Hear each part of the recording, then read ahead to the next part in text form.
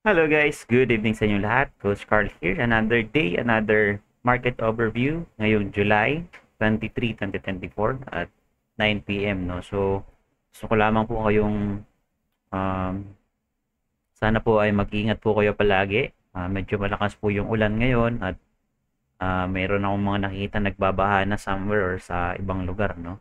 So, always take care of yourself at mag-ingat po kayo palagi. No? So, meron ata tayong I guess bagyo, no? Ngayon. And sana po ay mag-ingat lahat. So, isang mabilisan market overview lang tayo and babalikan natin yung mga previous trades natin, ano na nangyari, maganda pa bang i-hold yung mga positions natin, and ano na yung mga kaganapan dun sa mga gagawin nating mga trades, no? So, dito sa part na to, wait na, check na natin kung okay yung ating live stream. Okay. Okay naman yung ating live stream. Mag-comment nga dyan kayo guys. Okay, comment kayo dyan. Ba't hindi ko maklik dito? Okay. So, ayun. So, dito lang ako sa Getly. Yan. Yan. So, malakas yung ulan, no? And,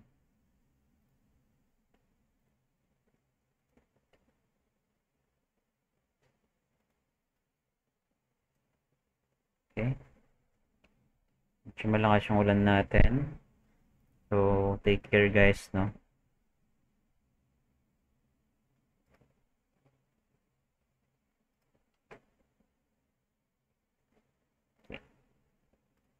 Alright. So, let's see, no? Tignan natin kung ano na nangyari for the past days and ano na nangyari sa mga positions natin. So, let's go back. Current date ngayon ay July 23. Tuesday tayo. Ayun, meron na mga nag-comment. Good evening po sa inyong lahat. And let's go to our 4 pillars. So, tignan natin, no? So, yung mga entries natin na to, i-update lang natin from CAD CHF to tignan natin dito. Dito sa part na to, meron tayo dito anong date to? So, 22 ito yung kahapon, yung scoring niya. CAD CHF is negative and positive. So, sa day period tayo tumingin. Ayan, negative 9.9 tapos 7.4. Tapos ito yung ano natin, no? So, nag-adjust ako dito. Nagkaroon ako dito ng adjustment kanina. So, i-update natin. No? Tingnan natin. Ano na nangyari? CAD CHF. Okay, dito sa part na to, nagkaroon ako ng adjustment dito. Ayan. So, supposed to be dapat stop out na ako dito. Kaya lang, I believe na sa magiging ano no, yung mangyayaring release ng CAD CHF bukas, which is recorded din naman natin yon. So, hinihintay ko yung release ng CAD because supposed to be dapat 5.5 U ay maintain sila ng interest rate, no, dapat. So, bukas, alas 9, 9:45 p.m. Mag-release sila ng kanilang rate decision, monetary policy nila. So, I find out na magbababa sila ng interest rate. So, I'm expecting na may chance na magiging weak pa si CAD and magkakaroon ng strong si CHF. So, biglang nagkaroon ng momentum si CAD ngayon, although tinitignan natin baka naging weak yung data ng CHF. Tignan natin. 22 kahapon ito. So, wala naman, no? Wala akong na balita regarding sa CHF. Pero, tumingin-tingin na ako kanina. Maybe some meron. Okay. So, update lang natin ito. So, current scoring natin. Kung kaya pa bang i-sustain or i-support nung current market price movement. So, kung kayo ay nakapasok na dito,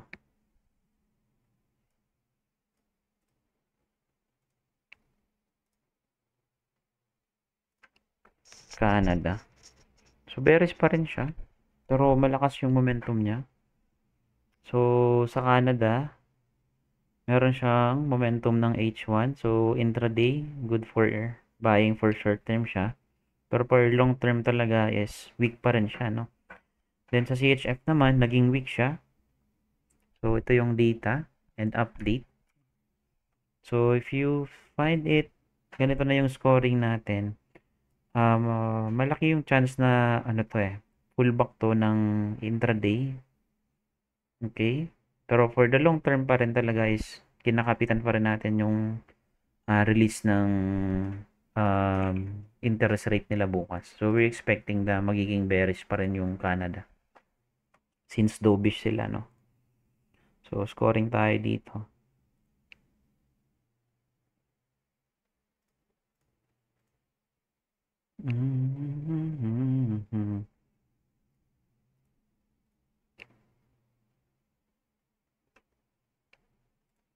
So, tingnan natin yung data. CAD CHF. Okay, dito sa part na to, kung titignan natin siya, meron na siya ditong demand, no? Nagkaroon siya bigla ng demand sa area na to. Then, nagkaroon na siya ng imbalance.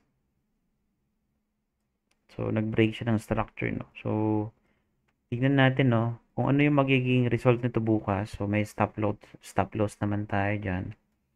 So, meron na siya ditong resistance.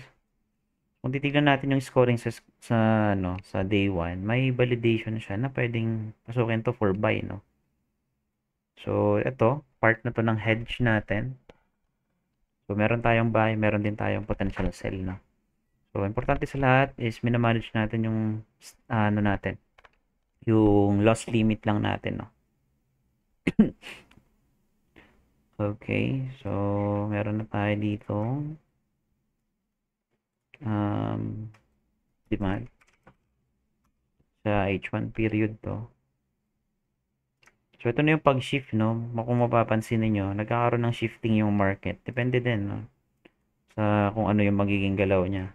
Pero para sa akin, tinitignan ko pa rin siya as bearish since kung magre-release nga ng monetary policy si CAD bukas, so pwedeng gumuhit o bababa or else, no, versus sa expected na ano ng mga tao is pwedeng gumuhit din siya pataas, no.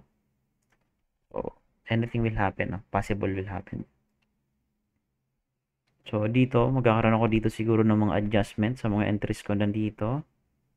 And ito yung update natin ngayong araw na to. So, hayaan ko lang muna yung mga entries ko na yan.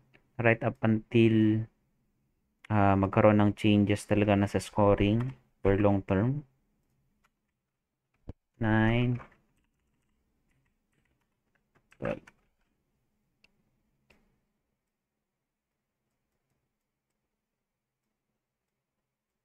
So, at least meron tayong plan, no? Stick tayo dun sa plan natin.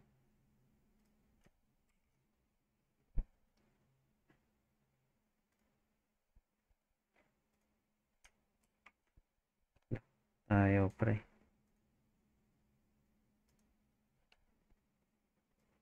Okay. So, wala tayo dito munang gagawin.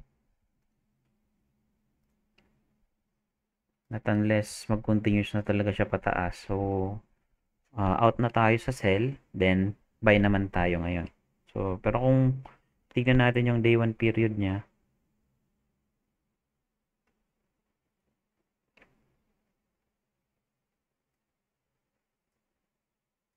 okay, sa day 1 niya is, para sa akin, bearish pa rin siya, no?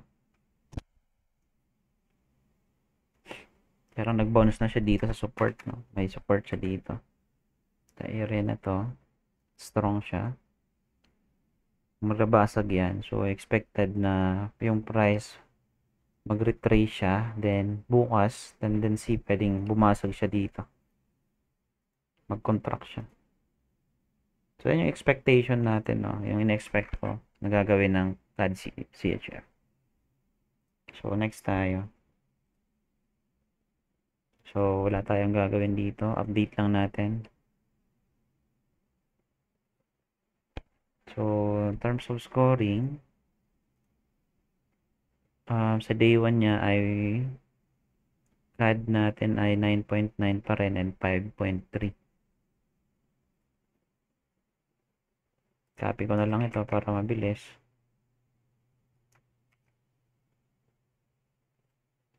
Okay, 5.3 sa day 1. Tapos, this is July 23, 9:14 p.m.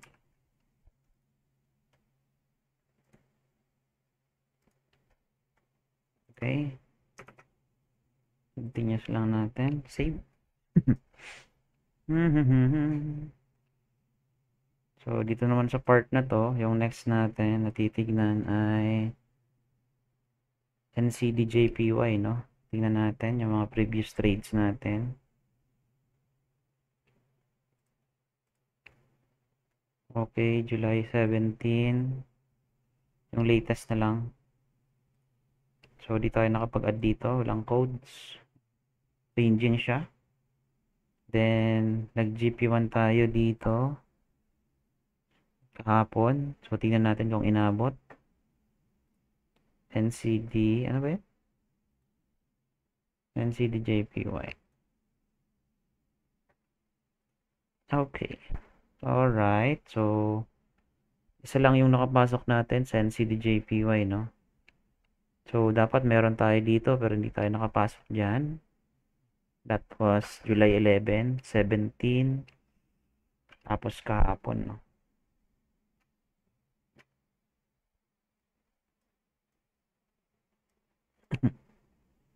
So, ngayon, wala tayong naipasok ngayon. Pero continuous pa rin siya bumababa.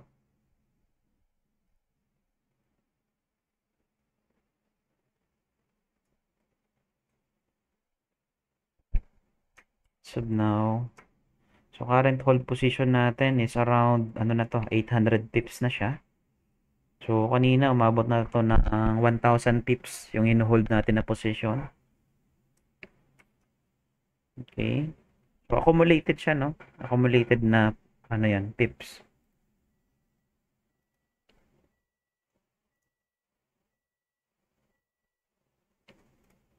So, ito, i-adjust ko lang din to. Mag-adjust lang ako ng position dito. Oops.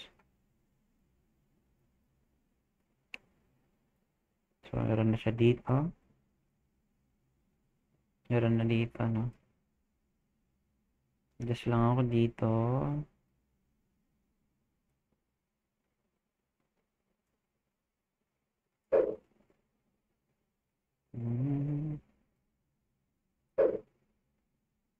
Stop loss natin, doon pa rin sa taas ng ano. $6 yung risk natin per trade. So, ito na yung ano natin. Update sa NCDJPY. July 23. So, 9:17 p.m. Tama ba? 17 tayo. So, ito na yung update natin. So, hintayin lang natin siya. Kung ma-trigger man siya or hindi, that's okay. Save lang natin siya.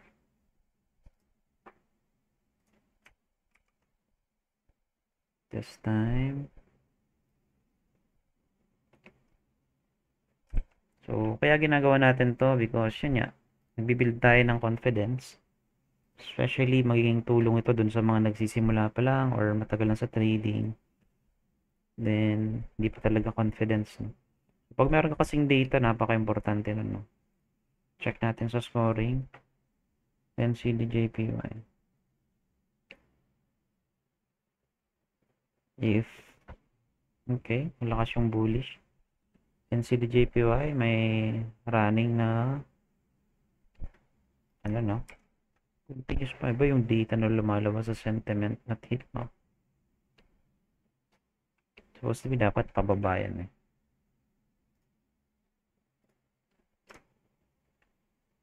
Scoring tayo. So, add lang natin yung scoring.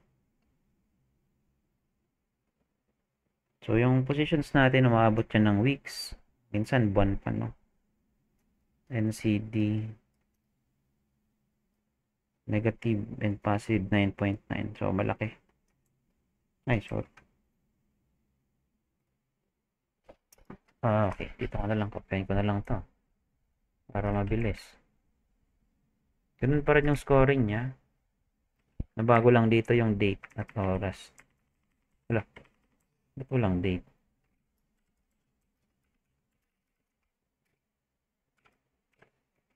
Thank you. Okay.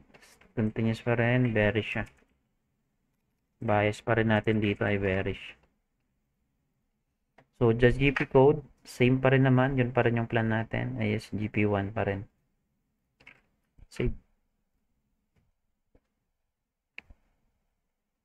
Okay. So, part na to. Tingnan natin. Next. CAD JPY. So, tingnan natin naman si CAD JPY. Ano ba nangyari, no? CAD JPY. Tingnan natin. May catalyst ba tayo dito? O, bukas, no? Interest rate nila. Bukas ito. Wala pa tayong result dyan. Sa JPY ay trade balance nung 18 pa to. Pero meron pa siyang mga ibang lumabas. So, 22 kahapon.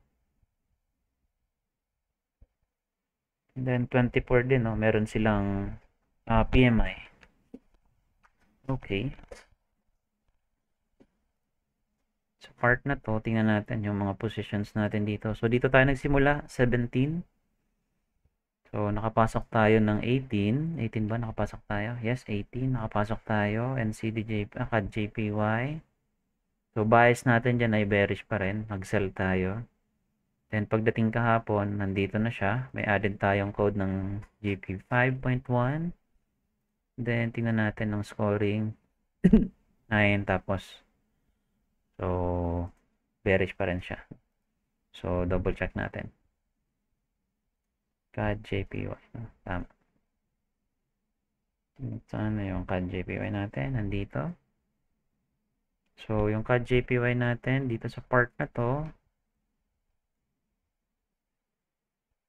So, yung GP 1.5 natin ay na-trigger, no? Pero nagdagdag na ako ulit dito ata. So, nakapasok yung ano natin. Yung trade natin kahapon. Na-trigger na siya. Dalawang position. Tama ba, no?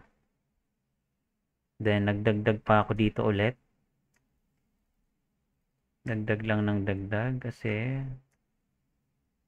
so, meron pa ditong panibagong support. So, nandito. Tapos nandito, no? Ito yung pinaka-latest na support. Then, ang Fibo line natin. So, dito na ako. So, nagdagdag na ako dito ng mga entries. Ayan. So, panibago tayong GP1. So, nabalid na. 1, 2, 3, no? Tatlo yung napasok dun sa entry natin na to. Yung GP1 natin, no? So, magdadagdag tayo ulit. So, move lang natin yung mga stop loss dyan pababa para dito sa structure, no? So, para makapag-open ulit tayo ng bagong entries, no? So, secure na yan. Break even na yan. Tapos, since zero risk na yung positions natin, magbabago, mag-e-entry na naman tayo.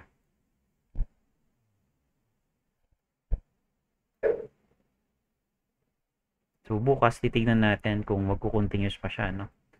Then, dito sa part na to, may bago tayong entries. So, meron tayo ditong isa. Stop loss natin dito. So, entry tayo dito ulit. Then, stop loss natin ay dito sa part na to. Kopyahin lang natin yung parameters nyan para mabilis. Hindi ka na magta-type. Edit mo lang yan. Tapos, stop loss, paste.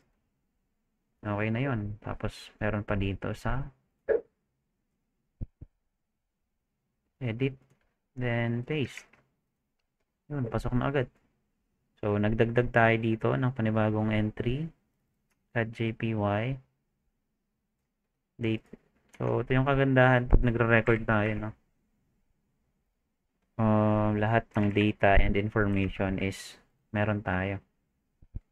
Then, we are able to decide based kung ano yung nakikita natin sa market. If continuous hold the position, then continuous. If pwede pa tayo makahanap ng another opportunity, then trade. So, kung tingnan natin yung scoring kasi, CAD JPY is still valid pa rin siya. So, tingnan natin yung CAD JPY. So, nagdagdag tayo dito ng 5.1. Tapos, nandito na siya, yung positions natin. So, ito yung positions natin kahapon. Ito. So, na-trigger na to. Then, bumaba na yung price. Panibago na naman siya. Ito na naman yung ating new entry, no? So, ito yung kahapon, no? Na-trigger yung dalawa. Then, bumaba siya, no? Then, nandito na naman tayo. So, sa scoring, tingnan natin. If this will be good, this will be favorable pa rin bukas, no? So, pinaka-big, pinaka-big news bukas is CAD. Interest rate ng CAD. Tignan natin. So, CAD JPY. Tama ba? CAD natin, negative 9.9. JPY is positive. So, ganun pa rin. Lakas. Lakas pa rin talaga yung momento. So, copyahin ko na lang ito. Mga madam, mga sir.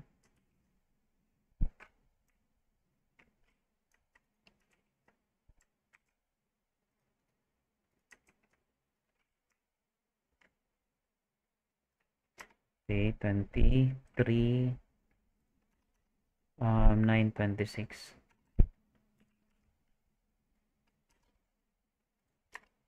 Okay, save.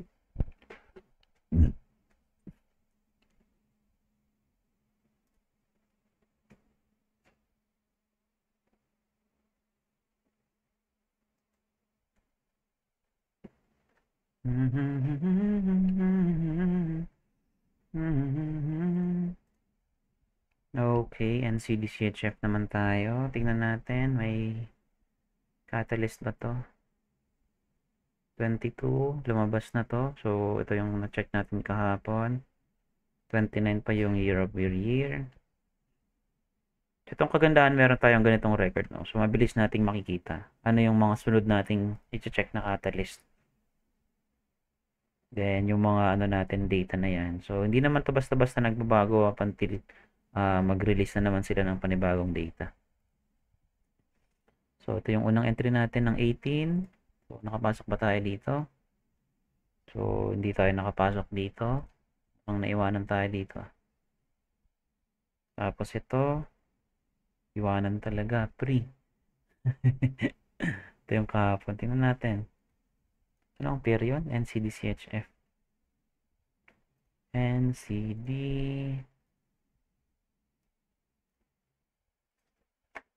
Okay.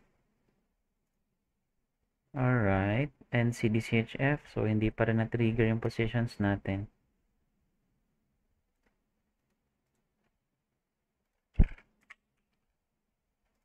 Oras ng 9:27. Okay. Na-adjust lang tayo dito.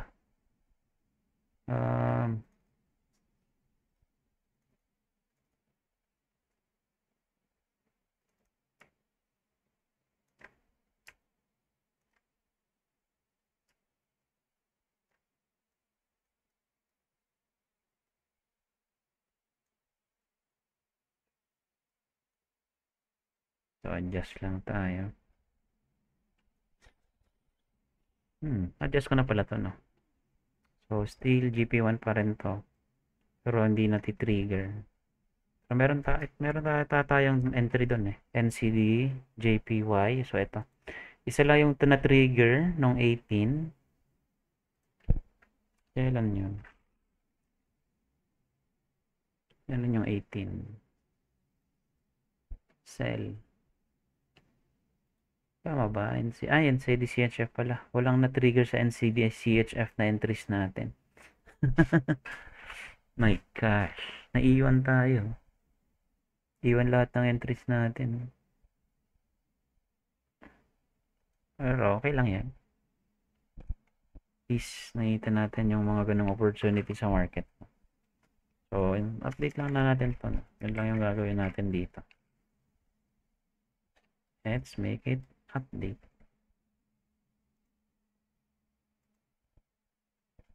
Okay. Right.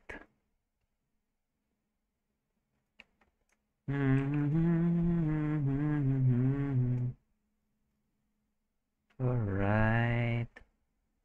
Okay. Alright. So, GP 5.1 pa rin.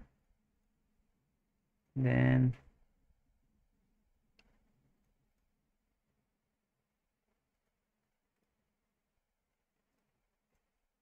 ano ba yung scoring natin?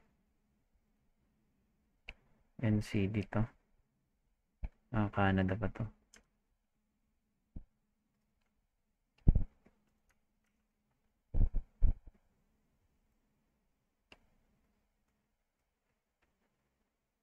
NCD. Negative and positive. Strong pa rin talaga.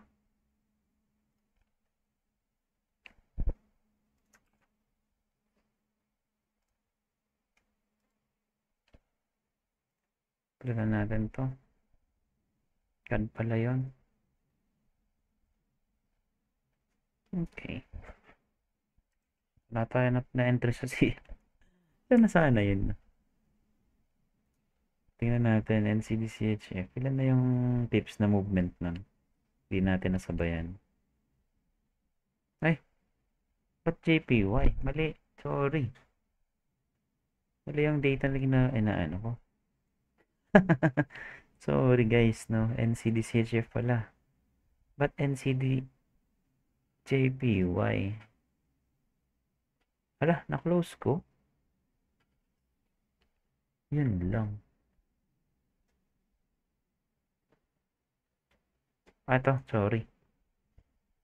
Tama pala. Mali yung mata ko. Okay, so tingnan natin kung ilang pips na dapat kung nakapasok tayo sa mga entries natin. So, kung meron tayo dito, so that is, wala, pa tayo? Yun. So, 70 pips, no? 72 pips. So, kung tatlo yan, nasa 200 plus. So, that's good. Okay pa rin yun. So, next. AUDCHF. Tingnan natin kung anong catalyst nito. May catalyst ba to? Unemployment.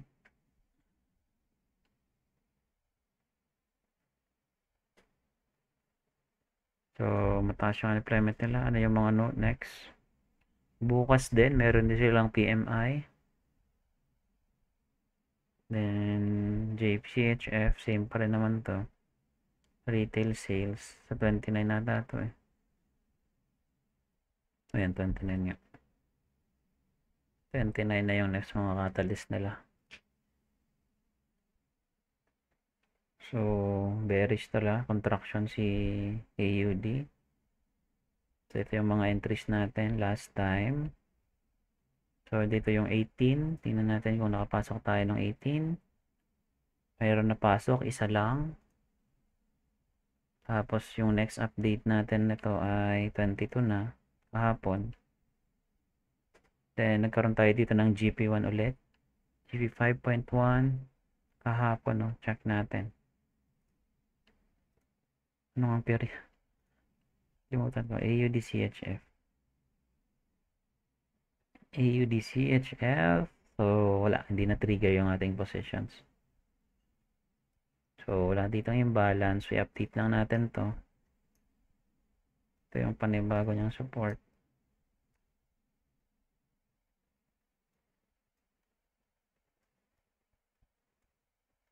Then, lang natin to. Konting-konti lang. Stop loss natin sa taas pa rin. So, meron tayo dito na trigger na isa. So, i-move na din na. Dalawa na pala yung entry natin dito na. So, yung 18 isa. Tama ba? Alin to?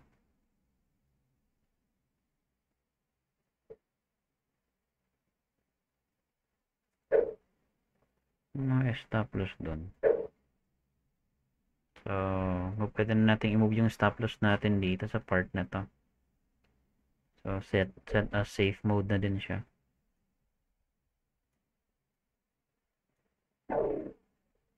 Okay, hindi pa pala yun pwede. Hindi naman na-trigger to, no? So, yan lang. Update lang natin to. For the update lang siya. Ay! Ba't na? Ano yun?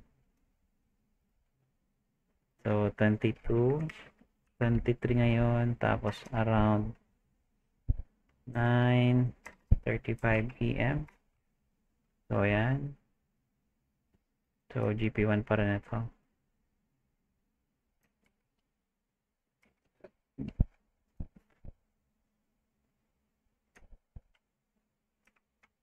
Okay.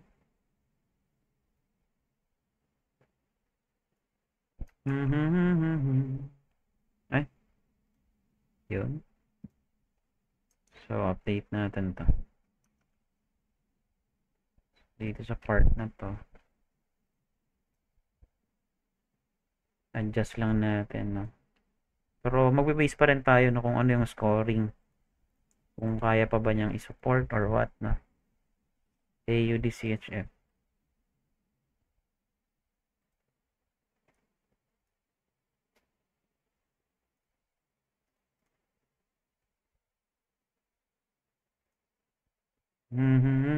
Okay.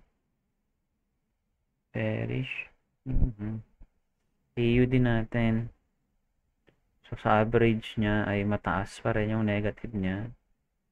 CHF is, yan. So, merong kakaiba sa ano, sa CHF. May something. So, dun mo na agad makikita eh. Kung saan ka dapat mag-focus na data na dapat mong basahin para makapag-decide ka ng mas maaga. So, sa tulong ng ating mga ganong indicators.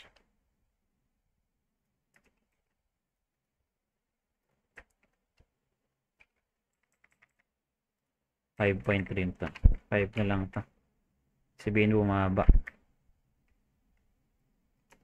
So, 23 around 9:37 p.m. Okay, save natin. Baka mawala pa. Ayun, good evening sa inyo lahat. Sabi ng Jackie, ano po yan? So, this is a way of our trading. Minor pairs, no? Yan yung focus ng trade natin dito.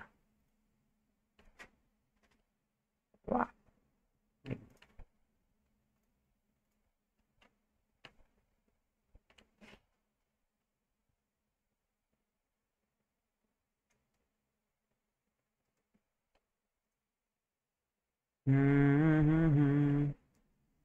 So, trail stop lang tayo doon. So, yung last natin, AUD JPY, no? Catalyst pa tayo dito. AUD nila. Unemployment. July 18th. Ano na yung iba pa nila? 24 yun niya, yung PMI bukas.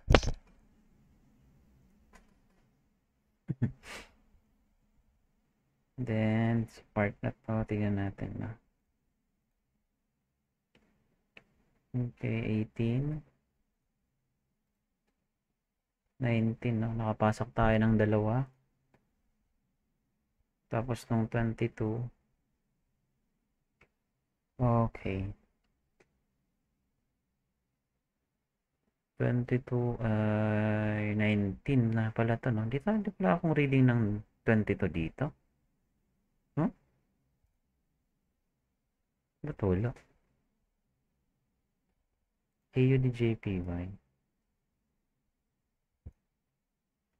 19 lang ano.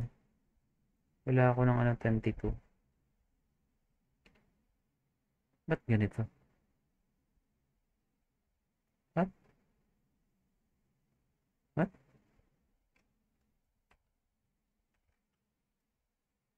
Okay. Hindi ko siya na-edit. Ito yung 22. Ito yung 19. Walang masyadong galaw. So, meron ulit tayo ditong entry. Kaya lang hindi siya na-trigger. So, i-update lang natin ito. So, ito pa rin yung pinaka-imbalance niya.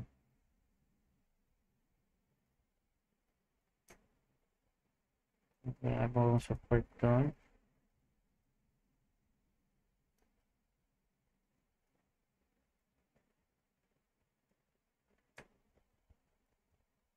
So, adjust.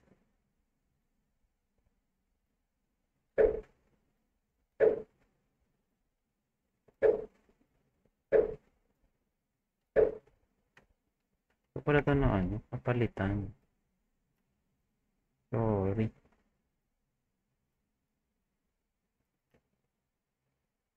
Dito na yung ating GP1.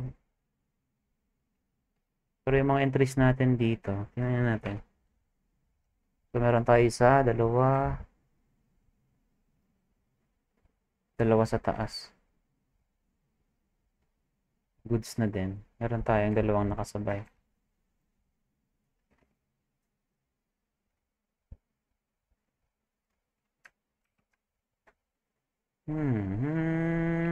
Tama ko na to. Hindi ko na-update ka. Hindi ko napalitan.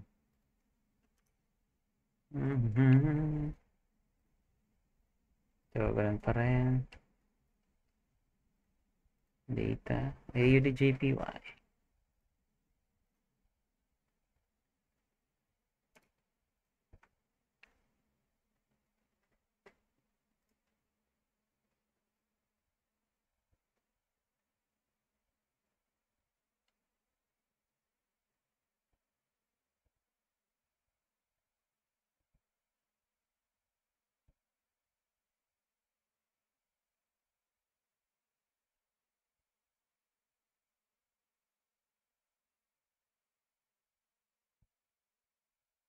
Okay.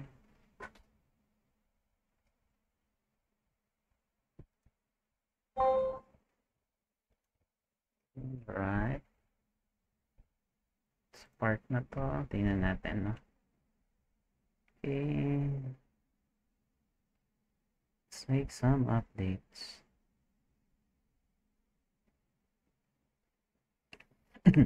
Scoring tayo.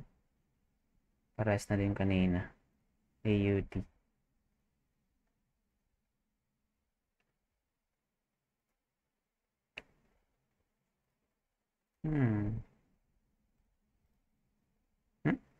Ano yun? Mali. Mali yan pre.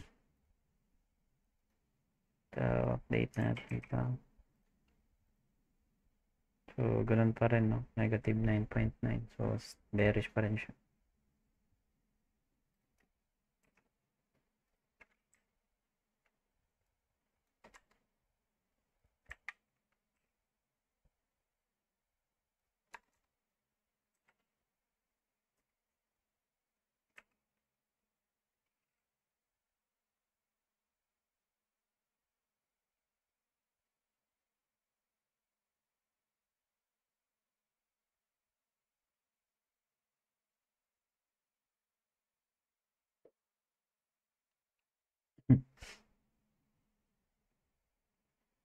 Okay, save lang natin ito.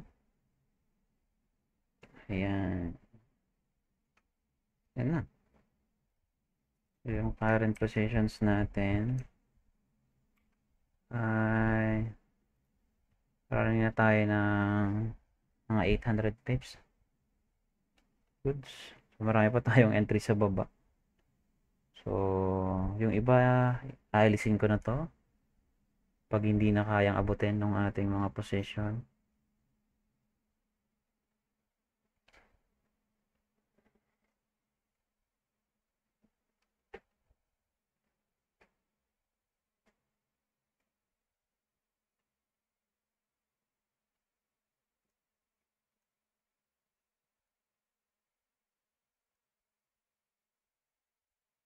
Okay, yun.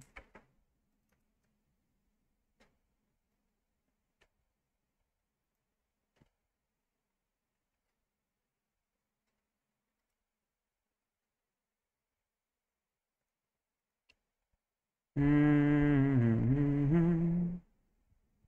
Mhm. Yikes. Alright.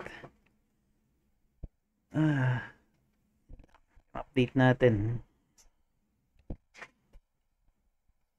Mhm.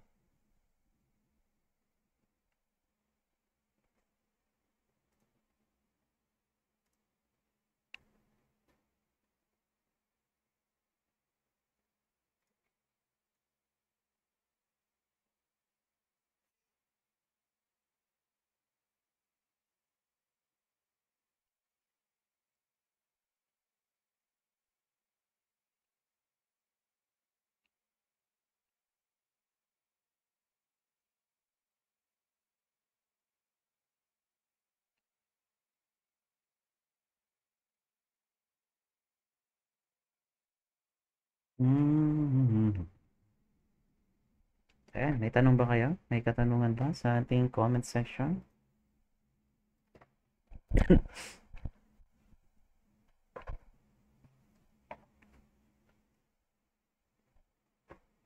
Mhm.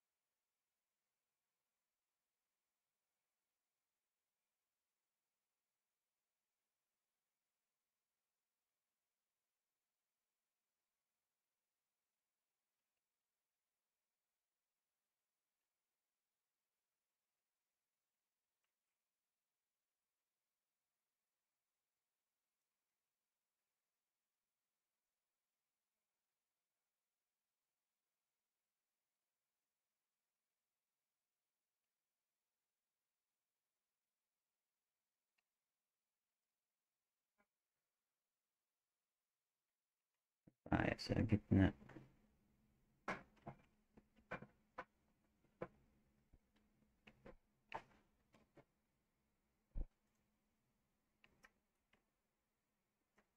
Hmm. Yung trades natin.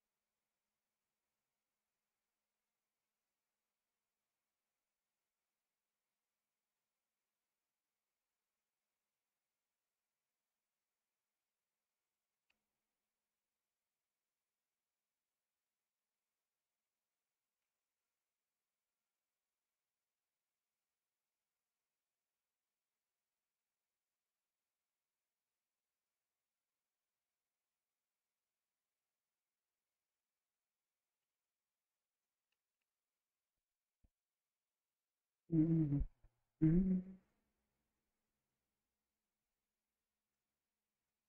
mm, tanong ba? May tanong? Mabilisan lang yung ating ano ngayon.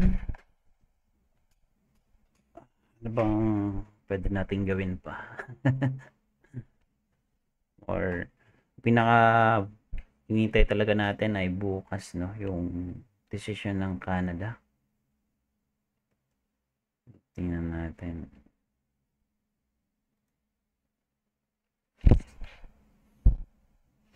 Trade and balance nila negative. Yung GDP nila.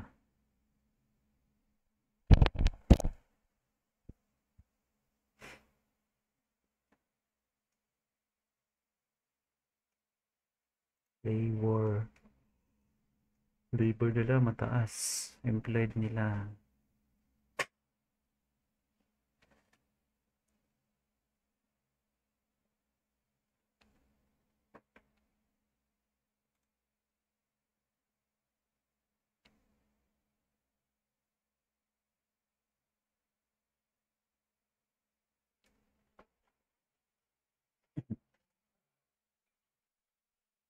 Mm-hmm.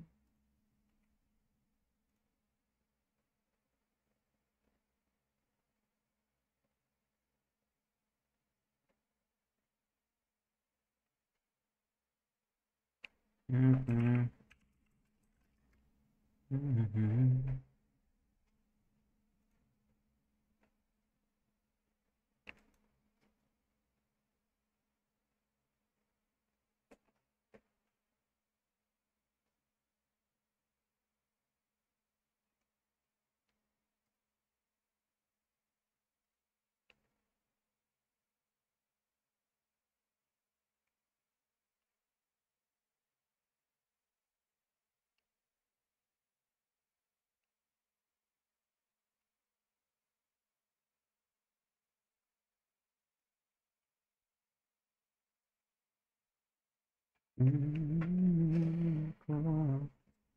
Kay batala.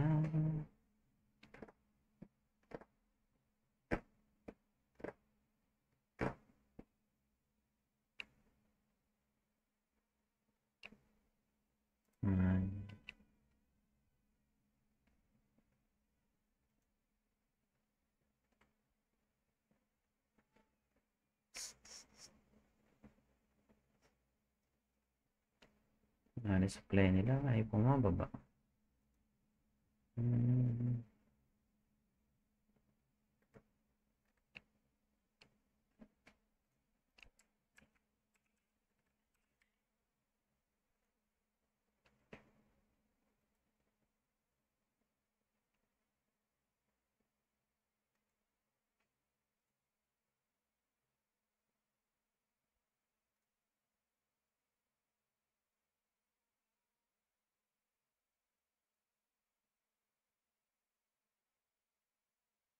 Mm.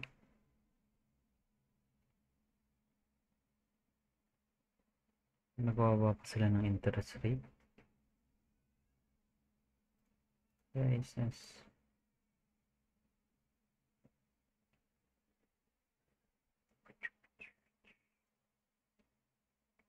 Ayan, magtanong kayo guys. No? If wala nang tanong, yes.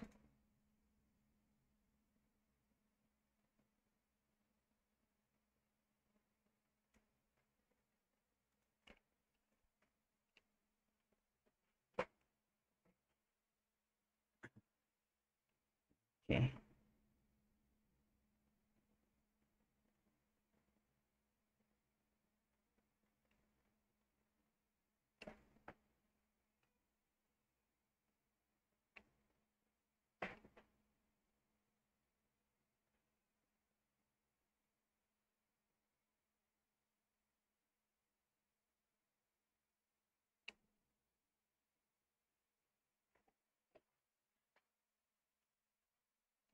Mm-hmm.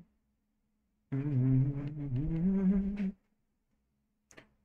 Alright, I guess we will end this live stream guys, no? Hanggang dito, tapos bukas. ay sana makahanap pa tayo ng mas magagandang entry points dito sa part ng ating trading system. Okay?